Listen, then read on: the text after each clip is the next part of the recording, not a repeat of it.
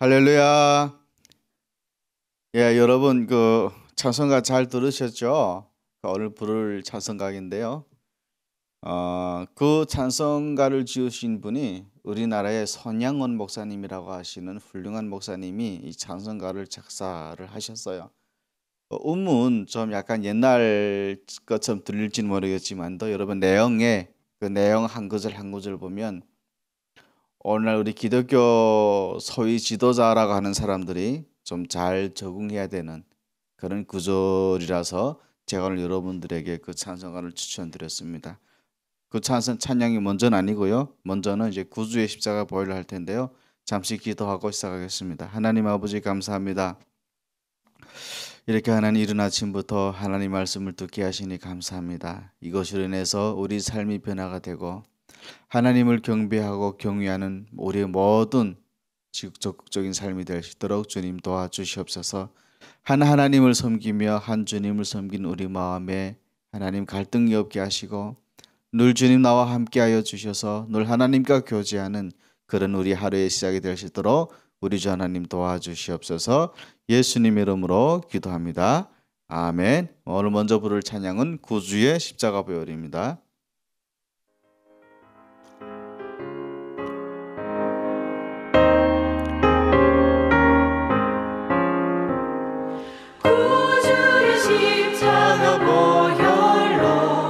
죄 좀 받기를 원하네. 내 죄를 씻으신 주 이름 찬송합시다. 찬송합시다. 찬송합시다. 내 죄를 씻으신 주 이름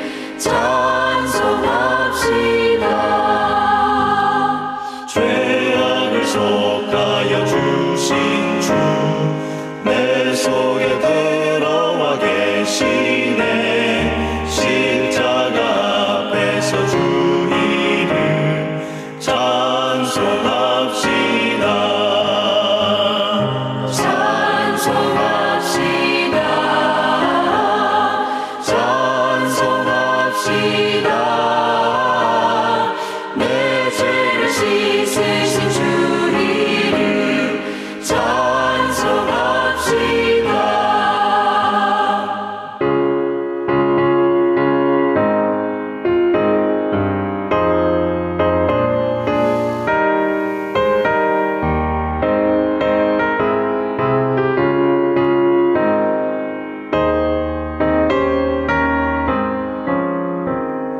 주께 흐르는 생명수 날 스쳐 정하게 하시네. 내 기쁨 정성을 다하여 찬송합시다. 찬송합시다. 찬송합시다. 내 죄를 씻으신 주 이름 찬송합시다. 내 주께 회개한 영혼은 생명수 가운데 젖었네. 흠없고 순전한 주 이름 찬송합시다. 찬송합시다. 찬송합시다. 내 죄를 씻으신 주 이름 찬송합시다.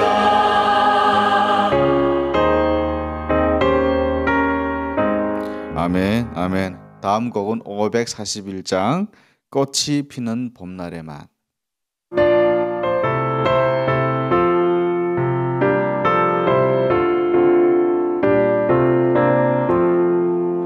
꽃이 피는 봄날에만 주의 사랑 있음인가. 열매 맺는 가을에만 주의 은혜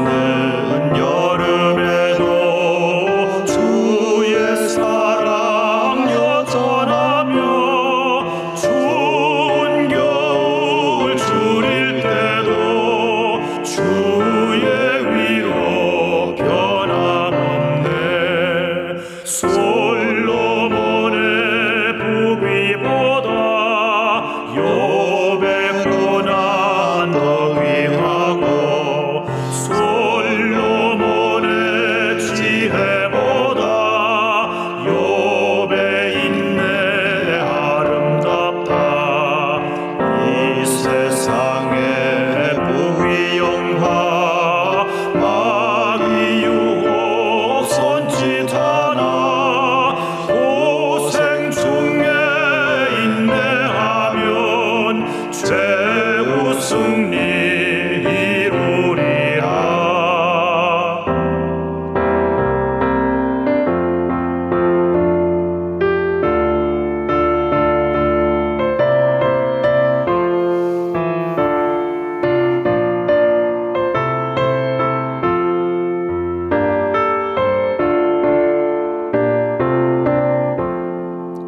세상 권력 등에 업고 믿는 자를 핍박하는 어리석은 사람들아, 회개하고 돌아오라. 우상의 힘을 막으며 인간의 힘을 막아나 하나님의 심판날에 견디지를 못하리라.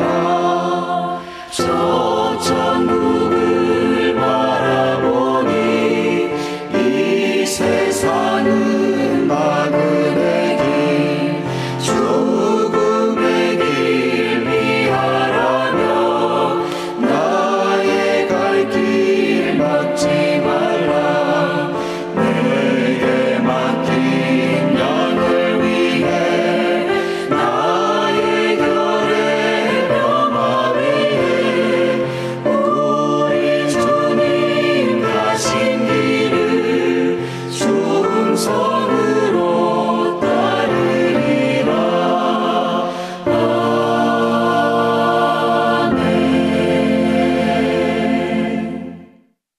아멘. 여러분, 오늘부터는요, 여러분, 제가 여러분들과 함께 메시아 맥에 대해서 함께 이제 배우도록 하려고 합니다. 지금 여러분들이 배우는 메시아 맥은요, 제가 쓴 건 아니고요. 제가 우리 하나로 드림 공동체 오기 전에 있던 교회에 있던 목사님이 쓰신 책인데, 그분도 이제 북한 분이세요. 근데 제가 봤을 때는 아마 우리 북한 분들에 한해서는 제일 잘 쓴 이제 제일 잘 그래도 나열한 책이라서 제가 이번 시간부터는 아마 제가 끝나는 그 시간까지 쭉 메시아 맥에 대해서 여러분들과 함께 이렇게 나누려고 합니다. 그래서 먼저 배우기에 앞서 우리는 왜 그러면 메시아 맥을 배워야 하느냐라고 하는 이제 궁금증이 여러분들에게 생기게 될 겁니다. 이번 주부터 여러분들이 배우게 될 메시아 맥은요, 창세기부터 요한계시록까지 메시아를 중심으로 이제 성경을 보게 된다는 겁니다. 그러면 왜 우리가 메시아를 중심으로 성경을 봐야 하느냐라는 궁금증이 여러분 또 안 생길 수가 없겠죠. 여러분, 지금은 우리 시대는 영적으로나 육적으로나 다 혼란의 시대를 우리는 지금 겪고 있습니다.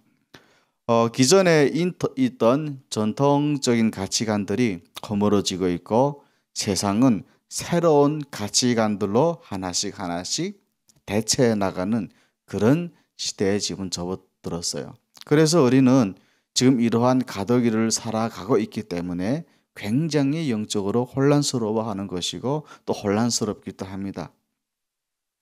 그런데 새롭게 다가오는 그 새 시대 혹은 새 문화, 그런 새로운 가치의 모든 중심에는 무엇이 자리를 잡고 있느냐면 바로 인본주의라고 하는 핵심 가치가 자리를 잡고 있다는 겁니다. 이러한 인본주의라는 핵심의 가치를 중심으로 생활 양식의 전반적인 영역들인 정치, 경제, 그리고 사회, 문화, 심지어 교육까지 모든 것들이 이제 옛날보다 뒤바뀌어 가고 있는 거예요. 그런데 지금은 기존에 그렇게도 신성시 되어 왔던 심지어 종교 영역까지 이 인본주의 물결이 쓰나미처럼 밀려오고 있는 현대에 지금 저와 여러분들은 살아가고 있다는 것입니다. 그래서 기존에 우리가 함께 고수해왔던 신학도 다 인간 중심으로 변형이 되어가고 있고 지금은 대다수의 신학이 그렇게 흘러 들어가고 있어요.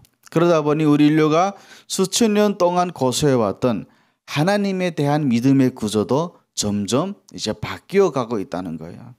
지금까지는 여러분 그래도 많은 건강한 분들이 인류는 하나님의 중심의 시각에서 하나님의 말씀을 보았고 성경도 그렇게 해석을 해서 여러분들에게 이렇게 전했는데, 그러나 이제는 인간 중심의 그런 인본주의 시각으로 재해석해 나가기 시작을 했다는 겁니다. 그리고 말씀의 의미도 다시 변화되고 있다는 것을 우리는 알 수가 있게 되었어요. 이런 이제 인본주의적인 시각은 우리에게 있어서 기존의 신앙을 벗어나서 새로운 신앙의 관점을 가지도록 제시해주고 있어요. 이것을 보고 우리는 다원주의 신학 또는 이제 자유주의 신학이라고 하는 겁니다.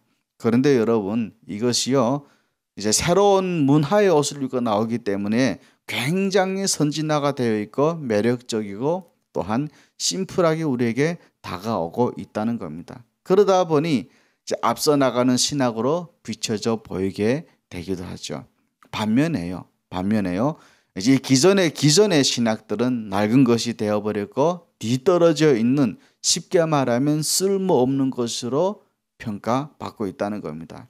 여러분, 우리가 이제 인본주의적 시각으로 본 성경과 하나님, 그리고 그에 대한 해석이나 삶의 적용들은 인간의 편리와 기호에 너무나도 잘 맞춰져 있기 때문에 우선은 그럴듯하게 보이고 또한 듣기도 달콤하게 보이는 겁니다. 마치도요 하와가 선악과를 보았을 때 느꼈던 것처럼 우리에게도 그렇게 다가온다는 겁니다. 그러나 그것이 과연 나중에 우리가 하나님의 마지막 심판대 앞에 섰을 때까지도 변함없는 그런 참된 진리가 될 수 있을까를 우리는 깊이 묵상해 보아야 합니다. 이런 다원주의와 자유주의 신학이 현대로 들어오다 보니까 유일하신 하나님과 단 한 분의 구원자 개념은 점점 사라져 가고 있어요. 그리고 오히려 점점 여러 명의 하나님, 여러 명의 구원자를 바라보아야 하는 신앙을 우리에게나 혹은 신앙에 나약한 사람들에게 넌지시 제시해 주고 있다는 겁니다. 좋은 게 아니냐라는 이런 식으로죠. 그들은요 구원에 이르는 길이 오직 하나가 아니라 여럿이 있을 수 있다 하고 얘기하고 있습니다. 이러한 충돌되고 모순되는 시대에 저나 여러분들은 살아가고 있다는 거예요. 여러분, 우리는 예수님만이 우리의 유일한 구원자라고 믿고 그렇게 또 신앙생활을 해 가고 있습니다. 맞죠? 네. 여러분, 그러면 진짜로 이게 맞을까요? 예수님만이 유일한 진리시고 예수님만이 진정한 구원자가 맞냐 이 말입니다. 그렇다면 여러분, 그분만이 진정한 우리 구주라고 하신다면요, 우리가 지금 배우고 있고 고수하고 있는 신앙은 오히려 뒤떨어진 그런 신앙이 아닐까요? 그렇다면 또 다른 구원자가 있는 건 아닐까? 그렇다면 여러분, 우리가 이제 흔들리지 않는 믿음을 위해서는 우리가 믿는 예수님이 수천 년 전부터 성경 속에서 하나님께서 계시해 주셨던 그 메시아가 맞는지 한번 구약의 말씀을 통해서 검증해 보자고 하는 거예요. 그래야 우리가 이런 유혹과 혼란의 시대에 어렵게 단 한 번에 얻은 은혜를 잃지 않을 수가 있기 때문에 그렇습니다. 그래서 여러분, 우리는 이런 문제에 직면에 있어서는 진지해야 되는 거예요. 왜냐면요, 구원자를 선택하는 문제는요, 직장이나 배우자를 선택하는 것과는 전혀 다른 고차원적인 다른 문제이기 때문에 그렇습니다. 왜 그러냐면요, 직장이나 배우자를 잘못 선택하면 인생에 어려움은 있겠지만 해도 구원자를 잘못 선택하면요, 영원한 생명을 잃어버릴 수 있다가 아니라 아예 잃어버린다는 겁니다. 이게 얼마나 안타까운 일인지 여러분 아시나요?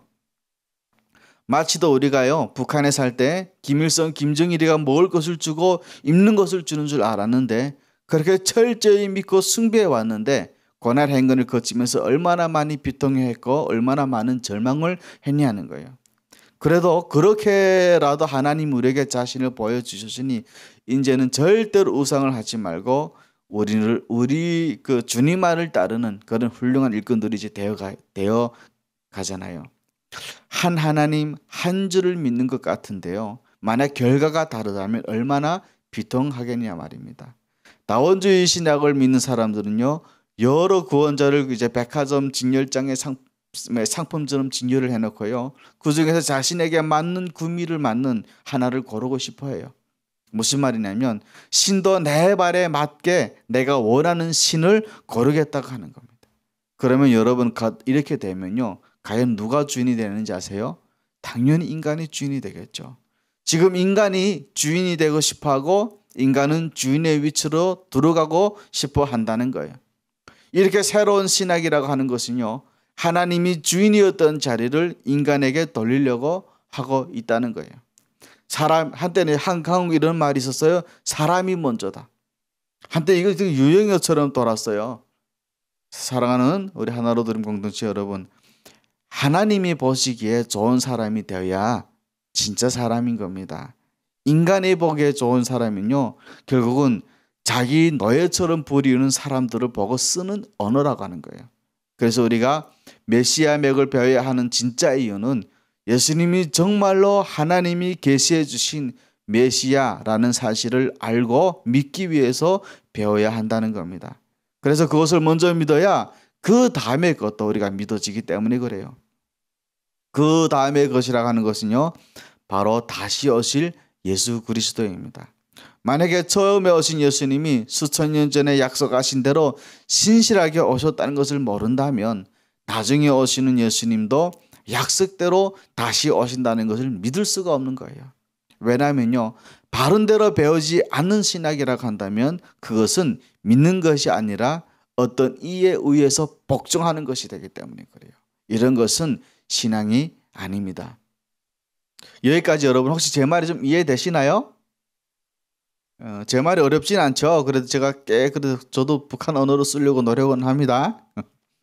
그런 것들은요, 여러분, 인간이 만들어낸 수많은 이념 중에 하나이거나 종교화된 이념일 뿐이기 때문에 그렇습니다. 그래서 여러분, 우리는 그래서 메시아 맥을 배워야 하는 겁니다. 그래서 첫째로 여러분, 그러면 우리는 메시아 맥을 통해서 무엇을 얻는가 하는 거예요. 여러분, 수천 년 동안 역사가 내려오면서 우리가 가는 길만이 옳다 이렇게 한 주장을 한 건요, 기독교만이 있는 것은 아니에요. 이 세상에 세워진 수많은 종교들도요, 다 그렇게 주장을 하고 있고 그렇게 해왔어요. 그래서 수천 년 동안 인간의 역사는 이 주장 때문에 서로 충돌해 왔어요. 이 때문에 많은 전쟁을 겪었고 지금도 그리하고 있습니다. 예를 들면 중세시대 여러분, 우리 십자가 전쟁을 봐도요, 결국은 종교 전쟁이 일으킨 또 하나의 비극이었어요. 그런데 최근에 들어와서는 이런 주장들이 하나씩 바뀌기 시작했어요. 이제는 당신도 옳고 나도 옳아, 우리는 서로 다를 뿐이지 틀린 것은 아니다, 이런 식으로 지금 차츰 바뀌어 가고 있다는 겁니다. 아마도 지금 완전 바뀌었을지도 모르겠어요. 그래서 너는 너의 구원자를 통해서 하나님께 가고 나는 나의 구원자를 통해 하나님께 가는 것이니까 우리 서로 싸우지 말고 평화롭게 가자, 이렇게 이야기하고 있습니다. 어때요 여러분? 들어보니까 너무 좋죠? 평화로우니까 얼마나 좋은 말이에요. 평화란 말이. 우리 싸우지 말고 어선도선 함께 가자. 들어보니까 너무 좋죠? 그래서 이런 주장들이 최근 들어서면서 전 세계적으로 굉장히 긍정적인 호응을 얻었고요, 또한 힘을 받고 있어요. 그래서 실제로 이런 이제 구호 아래 전 세계 많은 종교들이 하나로 뭉쳐가고 있다는 겁니다. 평화로 가는 길이다라고 믿고 살아가고 있고, 진료와는 상관없이 관계없이 우리끼리 싸우지 말고 평화롭게 살아가자 하는 거예요. 다른 타 종교 입장에서 본다면요, 그들이 신을 믿는 목적은요, 잘 살고 잘 되기 위한 것이기 때문에 그들의 궁극적인 목적과 이 목적은 정확하게 들어맞아요. 그런데 여러분, 그렇다면 우리는요, 우리 기독교는 이렇게 하는 것이 맞을까요? 아니요 여러분, 절대로 아닙니다. 기독교인들이라고 한다면, 최소한 하나님을 믿는 사람들이면요, 내가 잘 되고 내가 잘 살기 위해서 하나님을 믿는 것이 아니기 때문에 그래요. 우리는요, 이것이 영원한 생명을 주는 진리이시기 때문에 믿고 따라가는 것입니다. 그래서 기독교는 오늘날도 여전히 우리가 옳은 길이다 라는 주장을 넘어서 우리만이, 다시 말하면 예수님만이 옳은 길이다라고 주장하고 선언하고 있다는 겁니다. 그런데 이러한 주장들은요, 오늘날 기독교 안과 밖에서 많은 공격을 받고 있어요. 시대에 뒤떨어졌다라는 식으로요. 그렇다는 거예요. 여러분 진리가요. 어느 시대는 맞고 어느 시대는 틀리다 한다면 그것은 진리가 아니죠. 진리라고 하는 것은요. 모든 시대를 관통하는 영원불멸 이것이 바로 진리라고 하는 거예요. 그럼에도 불구하고 이제는 예수만이 길이고 예수만이 진리라는 사실을 감정적으로만 주장만 한다면 이 시대의 사람들은 더 이상 두르려고 하지 않겠죠. 그래서 여러분 우리는요 이제는 왜 예수님만이 진짜 길이고 진리인지를 객관적으로 증거할 수 있는 자료들을 우리가 내놔야 돼요. 그래서 이것이 이제부터 진짜 영적 싸움인 거죠. 만약에 말이에요 여러분 우리가요 이것이 유일한 길이고 이것이 유일한 진리라고 하는 객관적인 근거를 제시하지 못한다면요 이런 주장들은 어쩌면 우리 안에서도 힘을 가질 수 없게 되는 거예요. 그래서 막연하게 우리가 옳기를 희망하는 것밖에는 더 안 된다는 겁니다. 그래 이러한 이제 시대의 풍조 속에서 우리 내면에서의 의심과 갈등은 점점 더 거저되어 가고 있을 거예요.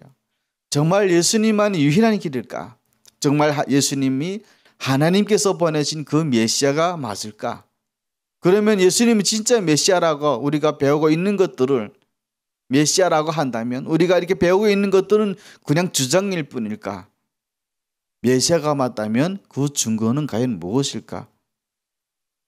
이렇게 다양한 질문들을 우리 마음속에 여러분 하고 있게 될 거예요. 여러분 그러나 한 가지 말씀 여러분들 꼭 기억하시기 바랍니다. 그것이 뭐냐면 이사야 26장 3절의 말씀이신데요.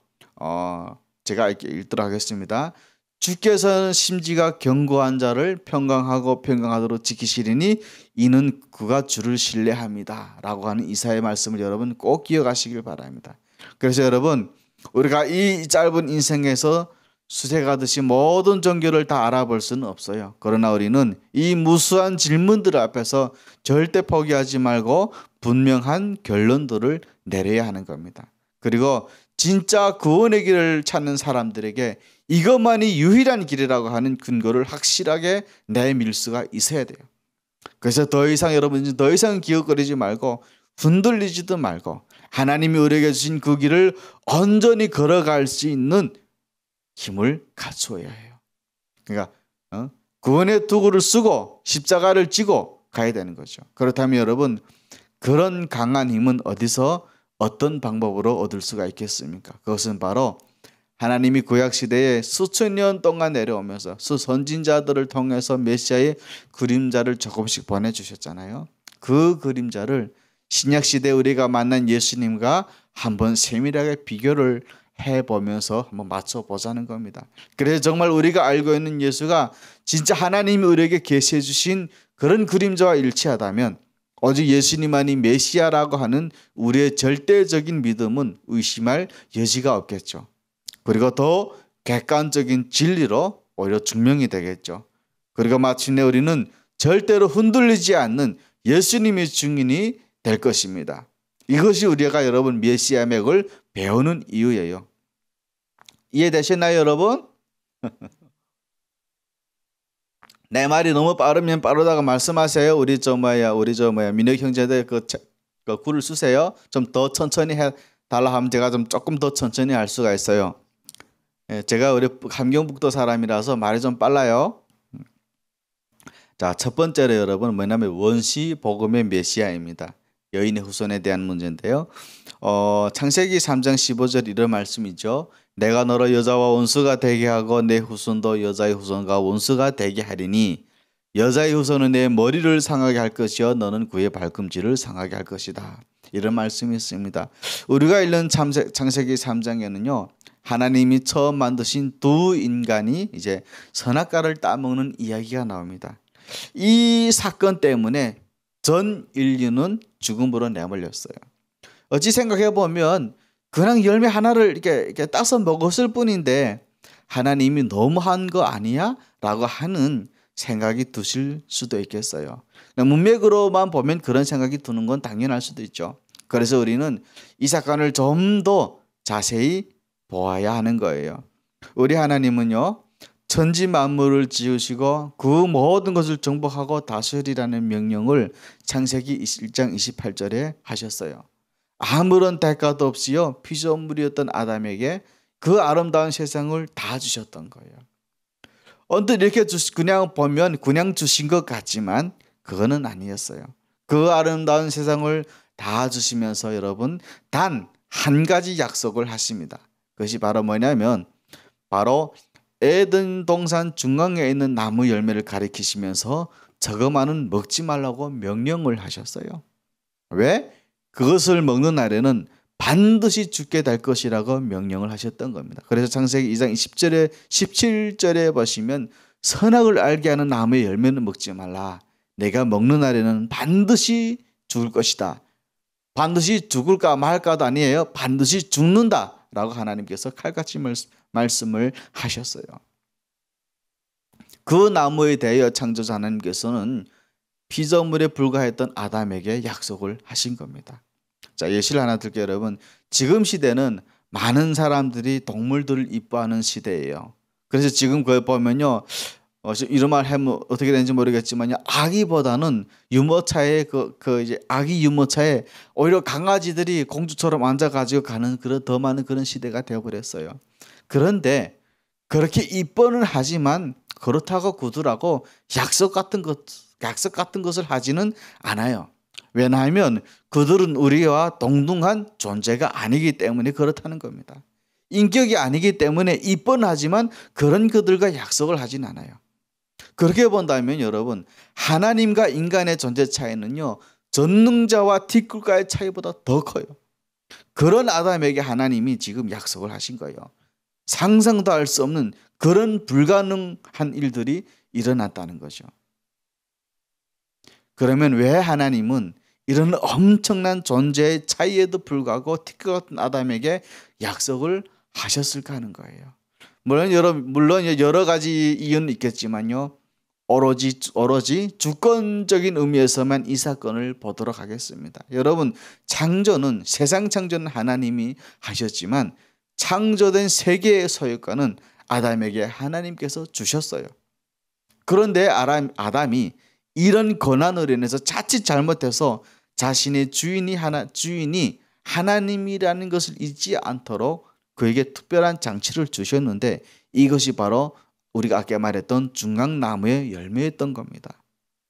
아담, 내가 너에게 모든 것을 줬지만 너의 주인은 나 여호와 하나님이야. 나는 내 주인이고 너는 나의 종이니 내가 정한 이 항에서는 넘지 말라고 가르쳐 주셨던 겁니다. 그래서 뭐라고요? 이것을 넘는 날에는 반드시 너는 죽게 될 것이다. 내가 너를 죽일 수밖에 없다고 하는 여러분, 하나님의 강력한 경고였고 이런 또한 메시지였어요. 그리고 아담은 이 약속을 받아들이게 됐죠. 만약 이것을 어기면은 금전적인 손해나 명예가 떨어지는 것이 그런 것이 아니라 생명을 잃어버리는 중차대한 약속이었기 때문에 아담은 이 약속을 정말로 중요하게 받아들였어요. 그래서 두 번째로 만들어진 사람인 하와에게도 이 약속을 가르쳐 주었죠. 하와, 명심할 것이 하나 있어. 하나님께서 나에게 하신 약속이 하나 있는데 너도 이 약속을 분명히 기억해서 저 중앙에 있는 선악과를 먹으면 절대로 안 돼. 왜냐하면 우리는 주인이 아니기 때문이고 하나님이 나에게 그렇게 약속을 하셨다고 분명히 가르치셨어요. 왜냐하면 그 증거가 3장 22절에서 3절에 나오기 때문에 그래요. 이 부분 이제 뒤에 얘기를 할게요. 하루는요, 평화롭고 아름다웠던 동산에 뱀이 나타났어요. 이 뱀은 사탄이라고 불리는 마귀였어요. 그렇게 사탄은 뱀의 형상으로 나타나서 하와를 유혹하기 시작했어요. 그래서 창세기 3장 4절을 보시면 뱀은 여자에게 이렇게 유혹을 해요. 너희가 결코 죽지 아니하리라 하면서 하나님의 말씀을 정면으로 뒤집어 놔요. 왜냐하면 하나님은 분명히 죽는다라고 말씀하셨고 이 말을 아담이 하와에게 말을 해줘서 하와도 그리 이제 알고 있었잖아요. 그렇게 알고 있던 하와에게 죽지 아니할 것이다 하니 하와는 뭐지? 이렇게 된 거예요. 여러분들이라면 이 시점에서 어떻게 하겠습니까? 그리고 어떻게 해야 될까요? 듣지도 말았어야죠. 차례 상대조차 하지 말았어야 되는데 그런데 들었다는 거예요. 그러니까 들으니까 계속 이런 말을 하는 거잖아요. 그 4절에 뱀의 여자에게 이르되 너희가 결코 죽지 아니라 하니 하리라. 너희가 그것을 먹는 날에는 너희 눈이 밝아져서 하나님과 같이 되어 선악을 알 줄 하나님이 아시기 때문에 너희가 먹지 말라 했다. 이렇게 말하는 거예요. 그러면 여러분 이 말이 무슨 뜻이냐면요. 당시를 봐야 돼요, 여러분. 당시 아담과 하와가 살았던 세계에는요. 선과 악에 대한 개념이 없었어요. 왜냐하면 무지에서 없었던 것이 아니라 죄가 없었기 때문에 없었다는 겁니다. 그래서 죄가 없었기 때문에 여러분 선도 없는 거예요. 그 세계는요. 하나님과 아담 그리고 하와 이렇게 세 분이 살았는데 그냥 사랑으로만 작동하는 그런 아름다운 세상이었어요. 지금 제가 에덴 동산을 말하는 겁니다, 여러분. 그러니 어때요, 여러분? 죄도 없으니 당연히 선이라는 것도 없겠죠. 하나님을 사랑하고 아내와 남편을 사랑하면서 행복하고 아름답게만 살았기 때문에 선과 악의 개념을 알아야 할 이유도 없었어요. 다만 당시 선과 악의 개념은 하나님만이 알고 계셨어요. 왜냐하면 그분은 그것으로 심판하시는 분이시기 때문에 그래요. 하늘의 악한 영들을 심판하시는 심판자이시기 때문에 하나님만이 선악의 개념을 갖고 계셨던 거예요. 그런데 이제 이 시점에서 하와는 선악과를 먹으면서 지러워져서 선악을 알게 되고 더군다나 하나님처럼 될 것이라는 그 사탄의 말을 듣고 이 가시를 먹게 되었던 거예요. 그러면 여러분 이 시점에서 봅시다. 인본주의 시각에서 본다면 이 말이 좋은 말일까요? 아니면 나쁜 말일까요? 죽지만 않는다면 사람이 지혜로워진다는데 이거 좋은 말이 아닐까요? 그렇게 지혜로워져서 하나님의 자리에 앉아서 선악을 알게 된다는 말에 그들은 그 가시를 먹었다는 거예요. 결국 이렇게 뱀의 말에 하와도 넘어갔고 아담도 넘어갔어요. 여러분 이것은 단순히 열매 하나를 따먹는 그런 사건이 아니라 피조물에 불과했던 우리 인간이 하나님의 자리를 넘본 대역적인 사건이었어요. 이는요 피조물이 마귀의 말을 듣고 그에게 순종을 했고 오히려 하나님의 말씀을 거역하고 창조주에 대한 반역이었다는 겁니다. 여러분 만약에 여러분들이 창조주라면 이런 피조물들을 용납할 수 있었겠어요? 그래서 이 사건으로 인해 하나님은 두 사람을 심판하실 수밖에 없었던 거예요. 자, 여러분 여기서 질문 하나 들어갑니다. 잘 들으셔야 됩니다. 그러면 왜 하나님은 여기서도 그런 아담과 하와를 용서하지 않으셨을까요? 궁금하죠? 안 궁금해요? 궁금해야 될 텐데. 그래서 여러분 이 질문에 대한 답은요. 우리가 점점 아래 내려가면서 이 대한 답을 풀도록 하겠습니다. 여튼 이렇게 첫 인류의 시절은 하나님께서 주신 영원한 생명을 잃어버렸고 뱀의 건세 아래로 떨어지게 되었어요.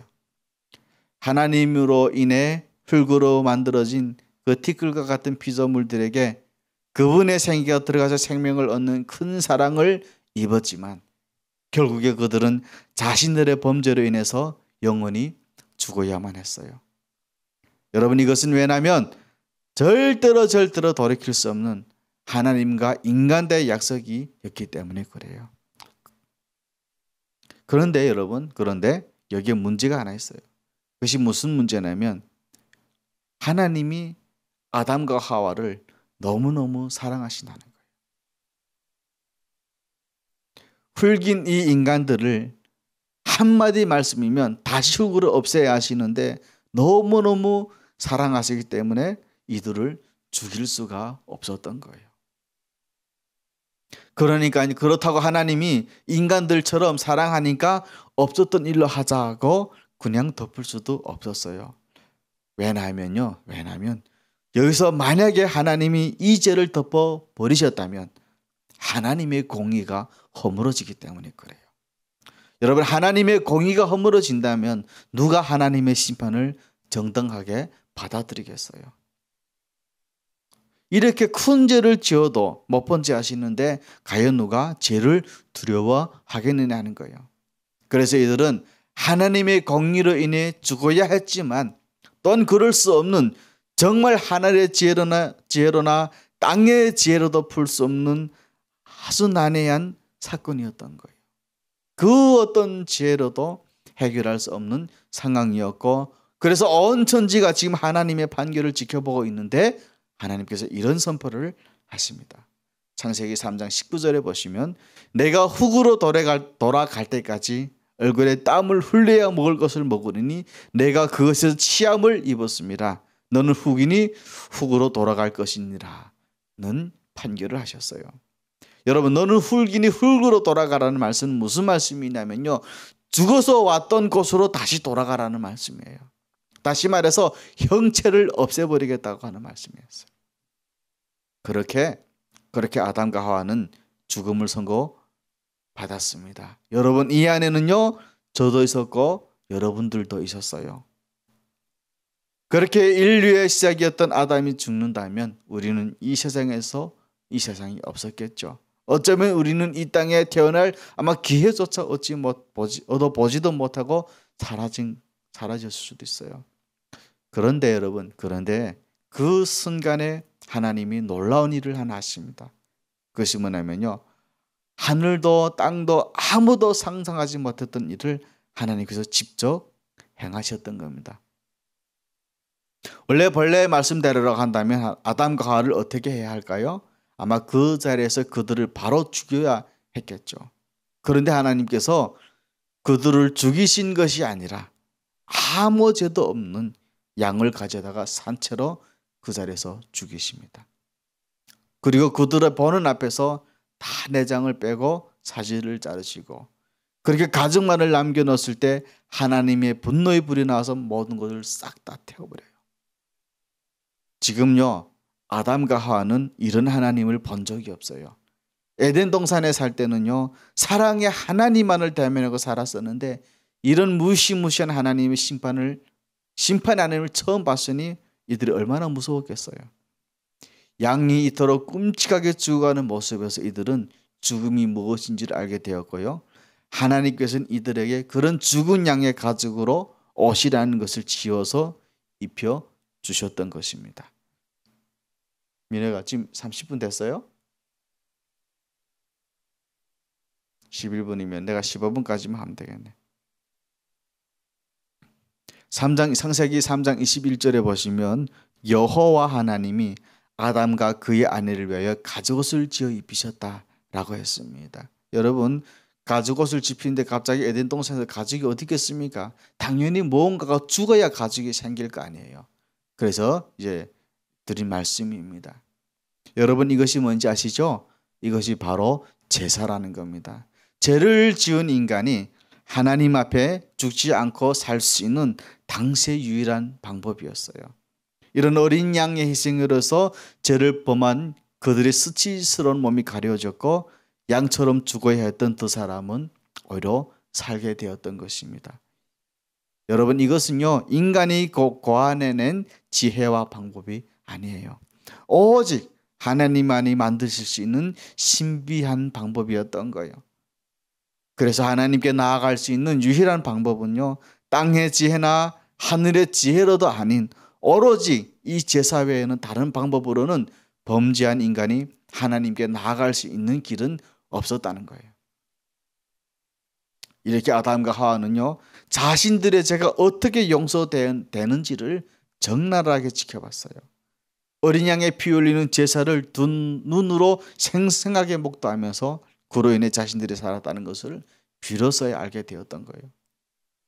그래서 그는 자신의 아내 이름을 이렇게 지어요. 20절에 보시면 아담이 그의 아내 이름을 하와라 불렀으니 그는 모든 산자의 어미가 되었다라고 말을 하고 있어요. 그러니까 뭐죠? 죽지 않고 다시 살았다 이 말이에요, 한마디 말해서. 그리고 이후 아담은 죄를 지치고 다시는 뱀의 말을 듣지 않았어요. 그럼 에덴 동산에서 쫓겨나기 전에 저 말 좀 잘 들었었지, 그죠? 왜 하필 쫓겨난 다음에 말을 잘 들었을까요? 그래서 정말 진짜로 하나님의 말씀을 잘 따르면서 살아갑니다. 비록 에덴 동산에서 쫓겨나고 영원한 생명도 잃었지만 그들은 하나님의 말씀에 순종하면서 제사 드리기 시작했어요. 여러분, 제사를 드린다는 것은 성경에 나오지는 않지만 어떻게 알 수 있냐 하면요, 창세기 4장 2절에 보시면 그가 또 가인의 아우 아벨을 낳았는데 아벨은 양치는 자였고 가인은 농사는 자였다라는 말씀이 나와서 알게 되는데, 무슨 말씀이냐면은 여러분, 아담이 두 아들을 낳았어요. 그죠? 이제 에덴 동산에 쫓겨나가지고 아담과 이제 정식 부부가 되면서 아들 낳았죠. 가인은 장남이었고 그 장남에게는 집안의 가업이었던 농사를 물려줍니다. 그런데 둘째 아들에게는 양을 치게 해요. 그럼 왜 양을 치게 했을까요, 여러분? 보통 우리는 생각하기를 양을 치긴 왜 쳤을까요? 잡아먹으려고 양을 쳤겠지라고 생각했을 수도 있어요. 그런데요, 여러분, 인간이 창조 이래 육식을 먹기 시작한 시간은요, 노아 홍수 사건, 이 사건 이후 1600년이 지난 노아 홍수 이후부터 우리가 육식을 먹기 시작했다는 거예요. 그때부터 하나님 이것을 인간에게 허락을 하셨어요. 그렇게 보면 여러분, 양을 키운다는 것은요, 당시 아담과 하와는 육식을 얻기 위한 것이 아니었다는 거예요. 그러면 여러분, 먹지도 못할 양을 왜 키웠겠어요? 그런 이유는요, 그들이 하나님께 제사를 드리기 위해서 키웠다는 거예요. 실제로 이들이 양으로 제사를 드린 내용이 성경에도 기록을 하고 있잖아요. 창세기 4장 4절에 보시면 아벨은 자기도 양의 첫 새끼와 그 기름으로 드렸더니 여호와께서 아벨과 그의 제물을 받으셨다라고 말씀을 하고 있습니다. 하나님의 말씀대로 아담의 가족들은 자신들이 하나님께 나아갈 길은 이것밖에 없다는 것을 알았고 신실하게 순종을 했던 겁니다. 물론 여러분, 창세기에는 이런 섬세한 언급은 없습니다. 그러나 하나님이 이제 가죽 옷을 지어 입혔다는 말씀과 그들이 양을 키우고 양으로 제사를 지냈다는 말씀을 조합해서 유추한 결론이다라고 보시면 될 것 같습니다. 오늘은 여러분 여기까지 하도록 할게요. 어때요, 여러분? 제가 말하는 게 좀 어렵나요? 어려우면 이제 우리 하나로 드림을 통해서 어렵다라고 말씀을 해주시면 감사하겠습니다. 하나 메시아 맥을 배우면서 여러분, 우리는 앞으로 계속 저는 앞으로 메시아 맥을 중심으로 나갈 텐데요. 이거 북한 목사님이 쓰신 거기 때문에 그게 언어는 어렵지는 않을 겁니다. 저도 최대한 여러분들 언어를 좀 맞추려고 교정을 하려고 많이 노력하고 있습니다. 그러니까 메시아 맥을 통해서 구약에 이제 계시됐던 예수님을 우리가 조금씩 보면서 나가자고요. 그래야 우리 믿음이 흔들리지 않고, 이래서 우리가 예수님을 믿고 다음 또 오실 예수님도 우리가 믿는 거죠. 그래서 그런 믿음으로 오늘 하루도 힘차게 살아나가시길 바랍니다. 기도할게요. 하나님 아버지, 감사합니다. 그 무엇보다도 우리를 사랑하시고 우리를 사랑하셔서 이 수천 년 전의 역사를 하나님 이 성경책을 하나로 만들어 주셨으니 하나님, 우리가 말씀을 통해서 우리 예수님을 배우고 예수 그리스도의 다시 오심을 기다리면서 이 험한 세상을 살아가는 우리들을 붙들어 주시고 무엇보다 하나님의 임재하심을 기다리는 그런 임재 속에서 살아가는 우리의 삶이 되시도록 주님 도와 주시옵소서. 예수님 이름으로 기도합니다. 아멘. 자, 이 시간에는 우리가 함께 우리 하나로 드림 공동체를 위해 함께 기도합시다. 하나님, 우리 하나로 드림 공동체를 지켜주시고 보호하여 주시옵소서. 무엇보다 먼저 우리는 사나 죽으나 내 모든 것이 주님의 것이라고 고백할 수 있는 주의 훌륭한 신실한 종들이 될 수 있도록 주님 저희들을 도와주시옵소서. 말씀으로 살고 말씀으로 죽는 저의 삶이 되게 하시고 그 다음의 것은 하나님께서 충분히 우리에게 도와질 것을 믿고 살아가는 주의 종들 되게 하시옵소서. 함께 주여 한번 외치기 기도합니다. 주여! 하나님 아버지, 감사합니다. 무엇보다 주님을 사랑한 우리의 마음이 예수님께서 우리를 사랑하셔서 그 고난의 십자가를 지셨던 그 십자가를 기억하면서 살아가는 우리의 삶이 될 수 있도록 우리 하나님 아버지 도와주시고 인도하여 주셨기를 간절히 바랍니다. 저희들을 늘 주님을 사랑한다라고 고백을 하면서도 그 주의 신실하지 못한 삶을 살았던 지난 날을 반성하오니 아버지 하나님 저희들에게 그 국률한 마음을 도와주셔서 하나님을 하나님께 경배하고 경외하는 그런 삶의 주인공들 될 수 있도록 우리 주님 도와주시옵소서. 하나님 저희들을 늘 하나님 잊지 마시고 우리가 드리는 모든 기도가 주님께 앞에 기쁨이 되고 기쁨이 되어서 찬양하고 경배하는 말씀으로 거듭나는 주의 신실한 종들이 될 수 있도록 아버지 하나님 도와주시옵소서. 하나님보다도 하나님 주님보다 더 이 세상을 사랑하지 않게 하시고 내가 주님을 사랑하고 경외함이 우리 마음에 충만해지는 그런 신앙인들로 자라갈 수 있도록 주님 도와주시옵소서. 아버지 하나님 저희들을 하나님 늘 말씀으로 경배하게 해주시고 하나님 말씀으로 하나님 우리를 바로 잡아주셔서 이 험탁한 세상 이 곤탁한 세상을 살아갈 때 아버지여 저희들을 아버지의 길로 인도하시고 아버지의 십자가의 길로 저희들을 붙들어 주시옵소서.